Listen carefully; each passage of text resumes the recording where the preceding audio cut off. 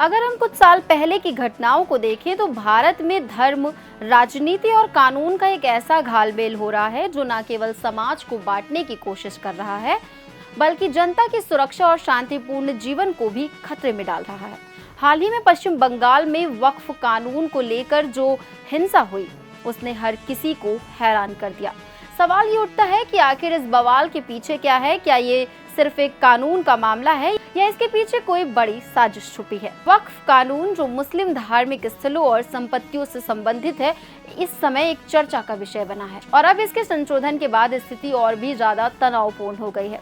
2025 के वक्फ संशोधन अधिनियम ने एक नई बहस छेड़ दी है, जो न केवल मुस्लिम समाज के बीच असहमति पैदा कर रहा है, बल्कि विभिन्न समुदायों के बीच असंतोष और हिंसा को भी बढ़ावा दे रहा है। अगर हम इतिहास में जाएं तो वक्फ कानून का उद्देश्य धार्मिक संपत्तियों की सुरक्षा करना और उनकी देखभाल सुनिश्चित करना था। लेकिन हाल ही में इस कानून को लेकर जो स्थिति बन रही है वो घातक हो सकती है, विशेषकर जब इसे लेकर पूरे देश में विरोध प्रदर्शन हो रहे हों। संसद में पारित होने के बाद से ही इस कानून पर मुस्लिम समुदाय की तीखी प्रतिक्रिया आ रही है। केंद्र सरकार पर आरोप है कि उसने बिना समाज के विभिन्न वर्गों से राय लिए इस कानून को लागू किया। इस समय वक्फ संशोधन अधिनियम का विरोध इतना तीव्र हो गया कि देश भर में इसे लेकर प्रदर्शन होने लगे और हिंसा की घटनाएं भी सामने आने लगी। पश्चिम बंगाल की बात करें तो मुर्शिदाबाद जिले में हिंसा की शुरुआत हुई, जहां हिंदू परिवारों को अपने घरों से पलायन करना पड़ा।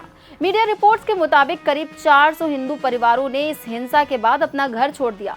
इसके कारण 3 लोगों की जान भी गई। ये हिंसा तब और भड़क गई जब पश्चिम बंगाल के कुछ नेता जैसे शुभेंदु अधिकारी ने इसे सीधे तौर पर वक्फ कानून से जोड़ते हुए आरोप लगाया कि इस कानून का उद्देश्य सिर्फ तनाव बढ़ाना है।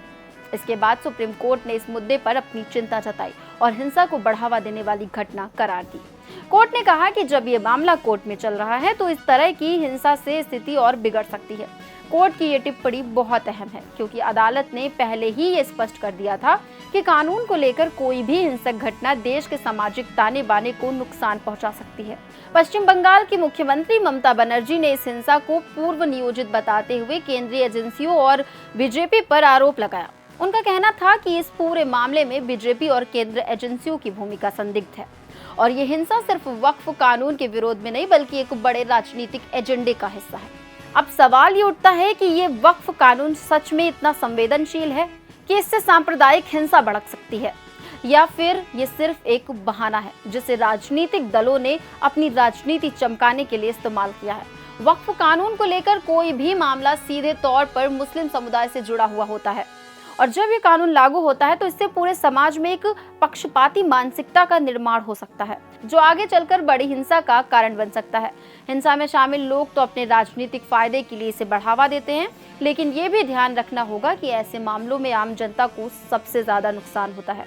अगर इस तरह के कानूनों के साथ हिंसा और तनाव बढ़ता रहा तो ये समाज को तो बांटेगा ही, साथ ही पूरी व्यवस्था को भी कमजोर कर देगा। अब ये देखना होगा कि सुप्रीम कोर्ट इस मामले पर क्या फैसला सुनाता है और क्या सरकार इस हिंसा को रोकने के लिए ठोस कदम उठाती है या नहीं। लेकिन अगर ये सिलसिला ऐसे ही चलता रहा तो समाज की सुरक्षा और शांति के लिए आगे कोई रास्ता नहीं दिखाई देता।